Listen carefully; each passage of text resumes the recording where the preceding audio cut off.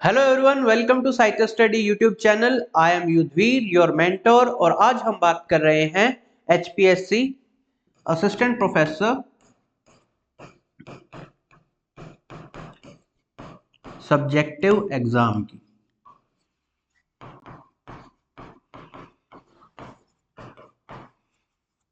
Okay, देखिए, अभी जैसे कि आपको न्यूज़ मिल ही गई होगी कि हमारा जो असिस्टेंट प्रोफेसर का एग्जाम है उसकी डेट शीट आ चुकी है। ओके, आपका स्क्रीनिंग है जून में एंड अगस्त में आपका सब्जेक्टिव एग्जाम होगा। तो देखिए, आपके पास अभी क्या है, सिर्फ 2 मंथ का गैप मिलेगा आपको आफ्टर द ऑब्जेक्टिव एग्जाम। और उसको भी आप ऐसे कंसीडर करके चलिए कि जब आपका स्क्रीनिंग एग्जाम हो जाएगा, ठीक है, उसका रिजल्ट आने में भी 15 to 20 डेज लगेंगे। ठीक है, तो आप रिजल्ट देख के सब्जेक्टिव की तैयारी क्या है स्टार्ट नहीं कर सकते। वो एक बहुत क्या है, गलत अप्रोच हो जाएगी। तो उसी के बारे में थोड़ा सा जो और एक्स्ट्रा डिस्कस करते हैं। क्या है, आप ऑब्जेक्टिव की तैयारी कर ही रहे हैं, काफी हद तक सिमिलर है, नेट के पैटर्न जैसा ही है। ठीक है, लेकिन जो सब्जेक्टिव एग्जाम है वो अपने आप में क्या है, एक अलग लेवल का चैलेंज है हम स्टूडेंट्स के लिए। मैं भी प्रिपेयर कर रहा हूँ, आप भी प्रिपेयर कर रहे हैं। ठीक है, तो जैसा कि आपने अभी तक यूट्यूब चैनल पर हमारे पहले की वीडियोस भी देखी होंगी। हमने आपके लिए मॉक टेस्ट बनाया, साथ साथ हम क्या सब्जेक्टिव की कुछ क्लासेस आप लोगों के लिए अपलोड भी कर रहे थे, जिससे कि आपको एक बेसिक आइडिया लग जाए। ठीक है, उसी तरीके से आज हम क्या है, हमारा एक और जो क्वेश्चन है हम उसको क्या है डिस्कस करेंगे। लेकिन आज हम बात करेंगे अमेरिकन लिटरेचर पे।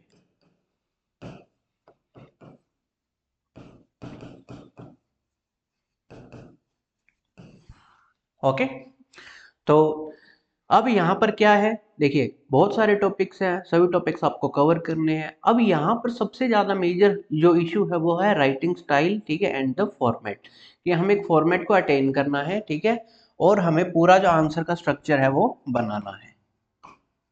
ठीक है, अब क्या है, आपको सपोज कर लीजिए 10 मार्क्स का मैं मान के चला हूं कि क्वेश्चन वो देंगे। अनइवन भी मार्किंग स्कीम हो सकती है। ठीक है, लेकिन आपको वही 300 to 400 वर्ड्स में अपना आंसर क्या है कंप्लीट करना होगा।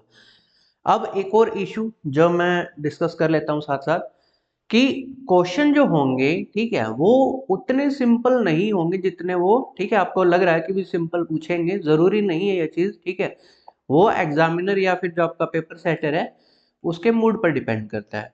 ठीक है, तो देखिए, क्वेश्चन आप जैसे सोच रहे हो, ठीक है, व्हाट इज ड्रामा। ठीक है, या फिर किसी का कैरेक्टर स्केच अगर आप सोच रहे हो, कैरेक्टर स्केच।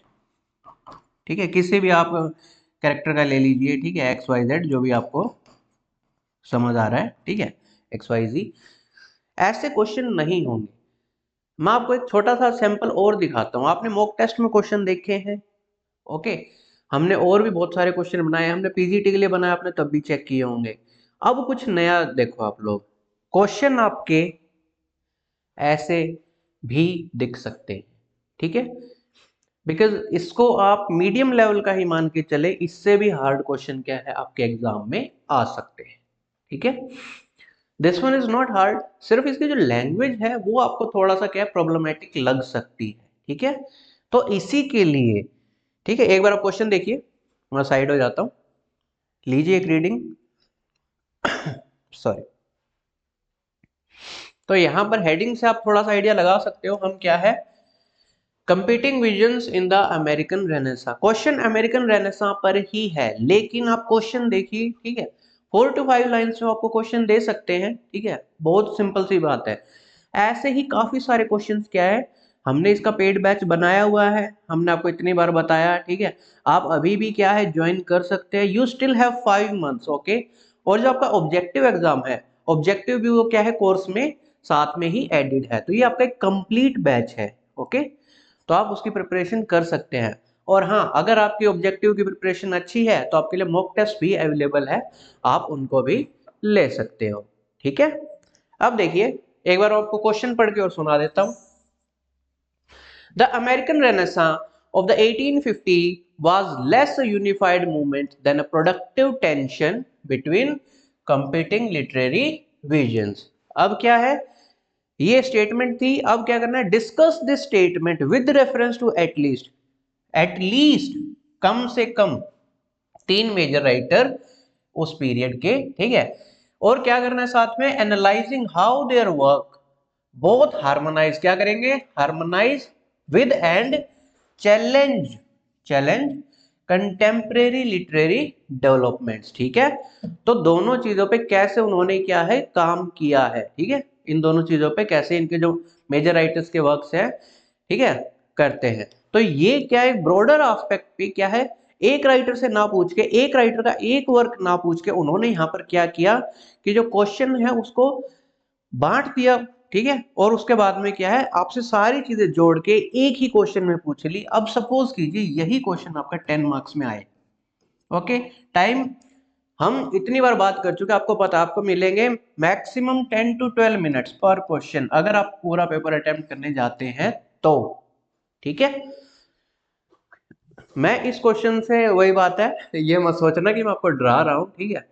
मैं आपको एक सिनेरियो बता रहा हूँ, देखो एग्जामिनर के मूड पर है, क्वेश्चन वन लाइनर भी हो सकता है, वो इससे भी ज्यादा टिपिकल हो सकता है।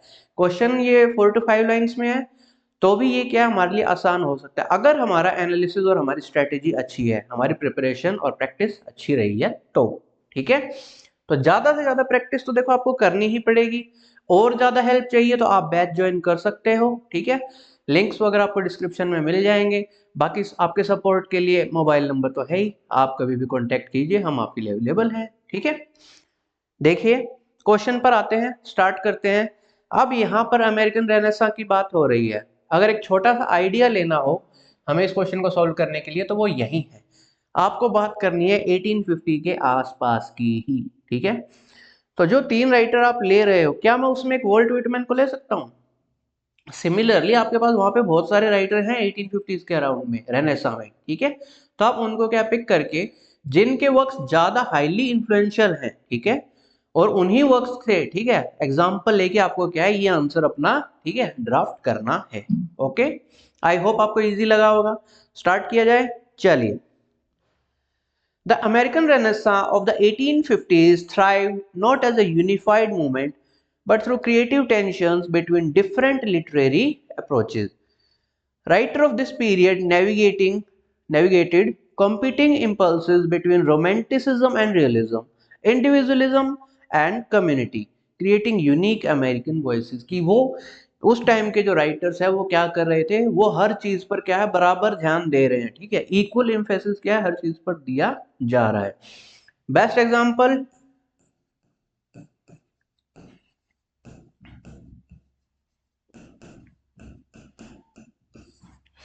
ये तो आपको याद ही होगा, ठीक है। चले आगे, हाँ जी। नाउ यहां पर आपके मैंने क्या है एग्जांपल्स भी दे दिए हैं, ठीक है। तो यहाँ पे मैंने ऐसे वर्ड मेंशन कर दिया, आप चाहें तो मेंशन कीजिए, अदरवाइज आपके मेंशन ना कीजिए। This essay examines how Ralph Waldo Emerson one Nathaniel Hawthorne and Walt Whitman exemplify these productive tension, की वो इन ये जो प्रोडक्टिव टेंशन है इसको कैसे एग्जाम्प्लीफाई करते हैं, ओके। चलिए आगे बढ़े।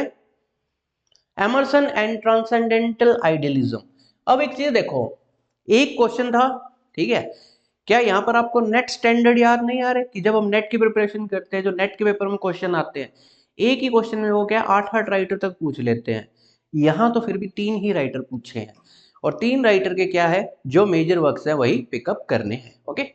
Emerson and transcendental idealism. Ralph Waldo Emerson emerged as a defining intellectual figure of the American Renaissance. His transcendentalism emphasized individual intuition as the path to universal truth, famously declaring in Self-Reliance that to believe your own thought is true for all men, that is genius। तो वो क्या है, अपनी उनकी quotations ही देख लीजिए, जहां पर क्या है किस तरीके से वो बात कर रहे हैं, ठीक है, अपने रीडर्स से, ठीक है। Emerson vision aligned with the period's romantic emphasis on individualism and spiritual connection to nature. Yet his optimistic outlook created tension with other writers.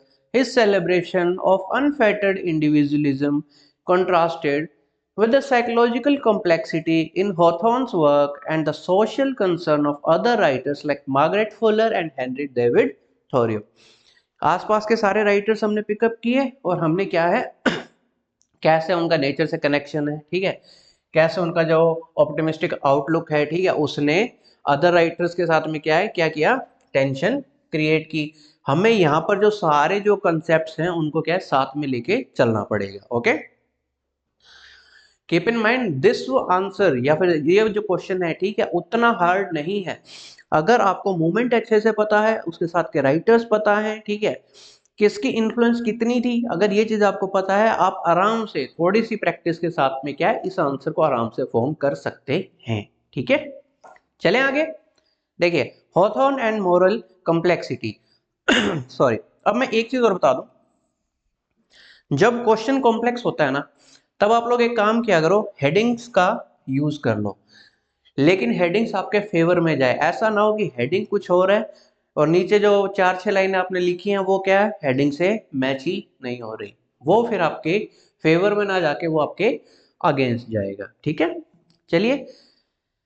Hawthorne's fiction, particularly The Scarlet Letter and The House of the Seven Gables, represents a significant counterpoint to Emersonian optimism, where Emerson celebrated कि भी यहाँ पर अब देखो ये किसको कर रहा है, काउंटर पॉइंट कर रहा है। ठीक है, जहां जहां जो जो मेन मेन चीज है ना, ठीक है, वो मैं आपको बताता चल रहा हूँ, आंसर तो आप लोग भी पढ़ लोगे। ठीक है, Emersonian optimism, where Emerson celebrated transparency, Hawthorne explored ambiguity and the persistence of the past। दोनों ने क्या किया है भाई, अपने अपने लेवल पे जो किया है वो हम क्या यहाँ पर मेंशन कर देंगे। ठीक है, आगे देखिए। Hawthorne positioned himself between romantic idealism and strict realism, romantic idealism and strict realism, creating a space for moral and psychological complexity। Hawthorne ने क्या है बहुत अच्छे से इन चीजों को क्या है काफी मतलब डाइवर्सिटी क्या है मतलब डाइवर्सिफाई किया उन्होंने क्या अपने वर्क्स में। ठीक है, his ambivalent approach to American history exemplifies the period's productive tensions, engaging deeply with American identity while avoiding simplistic nationalism। कि भाई यहाँ पर जो उनके वर्क्स हैं उन्होंने क्या किया, ठीक है, उसकी अप्रोच कैसी थी, एम्बिवेलेंट थी। ठीक है, लेकिन ये चीजें क्या है उसको एग्जाम्पलीफाई कर रही है। ठीक है, और उसको engaging deeply with American identity. ठीक है, कि वो डीपली क्या है जो अपनी अमेरिकन आइडेंटिटी है उस पर वो ज्यादा काम कर रहे हैं, उस पर ज्यादा इम्फेसिस दे रहे हैं, वाइल अवॉइडिंग सिंपलिस्टिक नेशनलिज्म। वो तो कुछ चीजों को वो अवॉइड भी कर रहा है। ठीक है, मतलब अपने अकॉर्डिंग वो क्या हर चीज को देख रहे हैं, मतलब नाप तोल के हर चीज को वो क्या है लिख रहे हैं। As literary critic Richard Chase कहते हैं, Hawthorne was engaged in a dialogue with his culture, not in a rejection of it. वो कंप्लीटली क्या है अपने मतलब कल्चर को रिजेक्ट नहीं कर रहे हैं, बल्कि वो तो यहाँ पे क्या कर रहे हैं engage in a dialogue with his culture, कि वो अपने कल्चर के साथ ही एंगेज हैं, कंप्लीट रिजेक्शन नहीं।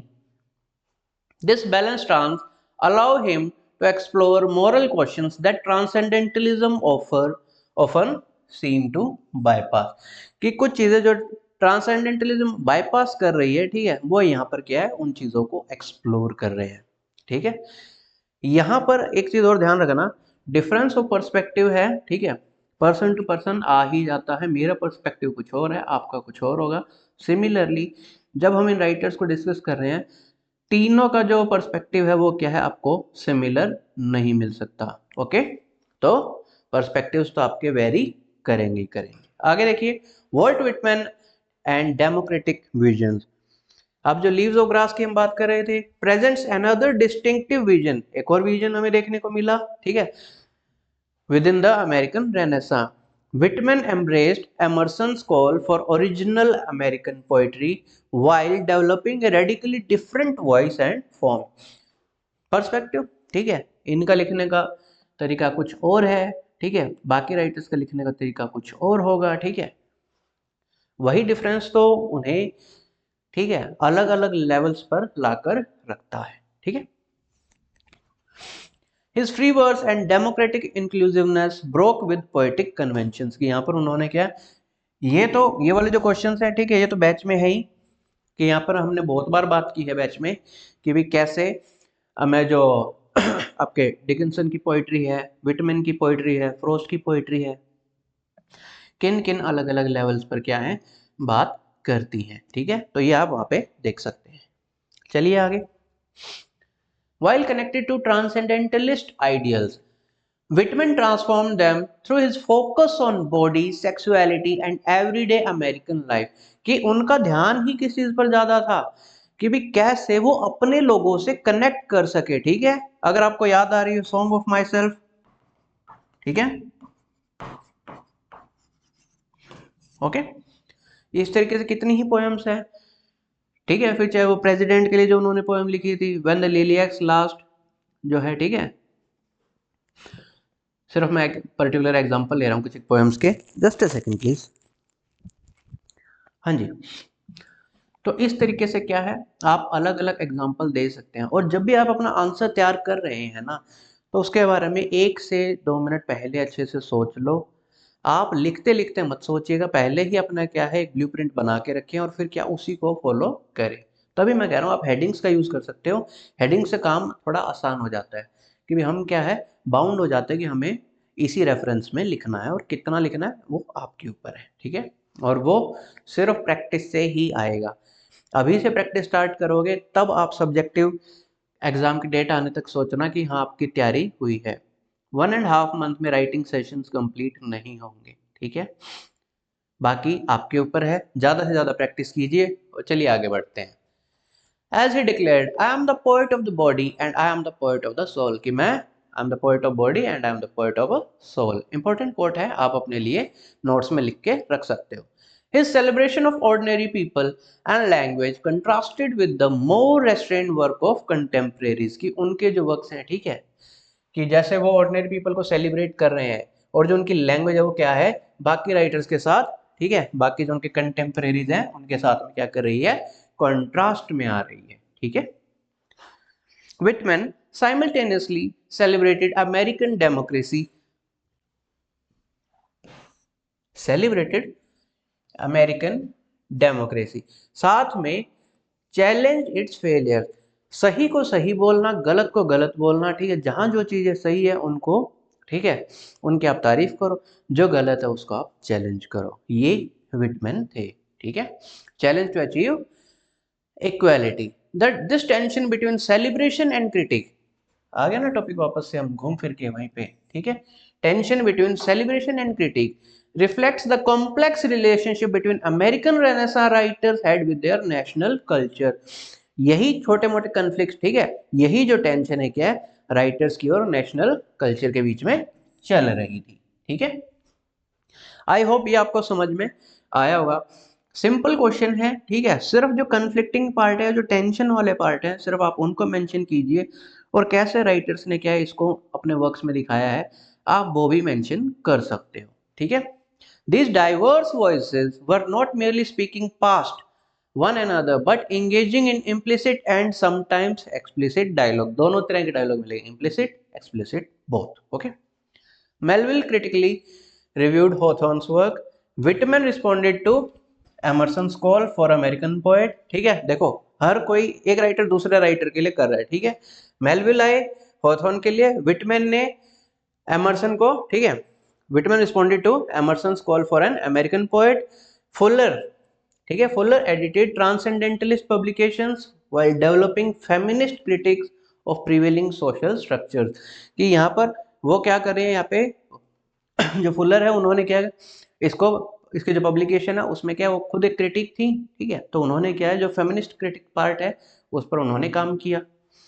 Their differences represented not a failure to achieve unity, but a productive ecosystem of competing and complementary visions।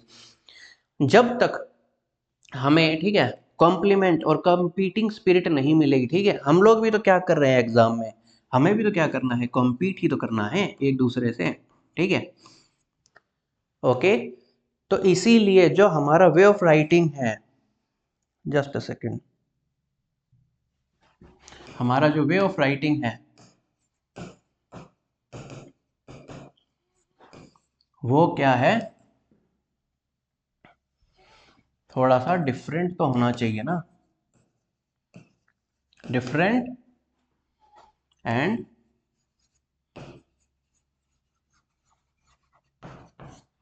Accurate. आपको एक्यूरेसी की भी जरूरत है, आपको प्रैक्टिस की भी जरूरत है, आपको एक सही स्ट्रक्चर की भी जरूरत है, ठीक है, और आपको एक लिमिटेड पीरियड ऑफ टाइम में क्या है, सही आंसर भी डिलीवर करके आना है। ओके, ठीक है। तो इस तरीके से क्या है, हम इन चीजों को देखते हैं। तो चलिए अब इसको कंक्लूड करते हैं। कंक्लूजन देखिए, यहाँ पर थोड़ा सा आपको एक्सप्लेन करने के लिए कंक्लूजन को बड़ा रखा गया है, ठीक है। आप इसमें से एडिट करके अपना पार्ट रख सकते हैं। आपको मैक्सिमम जो आपका कंक्लूजन है वो 4 to 6, ठीक है, लाइंस, इतना ही करना है, ठीक है।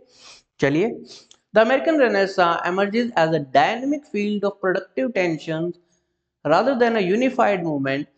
Emerson, Hawthorne, and Whitman exemplifies these tensions through their distinctive approach to American identity, literary form, and moral questions, जो कि वो लोग कर ही रहे हैं, ठीक है। ओके, 1 2 3 हो रही है हेल्प। आगे देखिए क्या क्या किया, उसको भी याद रखना। Each writer both connected with and challenged contemporary literary developments. ये तो उन्होंने क्या चैलेंज किए हैं। राइटर्स का काम ही होता है, writers are the mirror of society, ठीक है, जो देखते हैं वही लिखते हैं। The period's lasting significance lies in the rich dialogue it generated between different approaches to literature and life. These tensions between idealism and skepticism, individualism and community, tradition and innovation continue to animate American literature today. आज भी क्या ये चीजें जो American literature है उसको बनाती है, ठीक है। The productive tensions of 1850s established the foundation for the diverse expressions that define American literary identity। कि यही चीजें क्या है, अमेरिकन लिटरेरी आइडेंटिटी को क्या है आज भी, ठीक है, करंट डे ये क्या करती हैं, या प्रेजेंट डे लिखते हैं, प्रेजेंट डे ये चीजें डिफाइन करती है, ठीक है। तो अभी जो आपने आंसर देखा सॉरी, हाँ जी, तो अब वापस से आ जाते हैं। लैंग्वेज आपने आंसर की देखी, ठीक है, स्ट्रक्चर देखा। जरूरी हमारे लिए क्या क्या है, लैंग्वेज, स्ट्रक्चर, और एक बार जो आपका क्वेश्चन है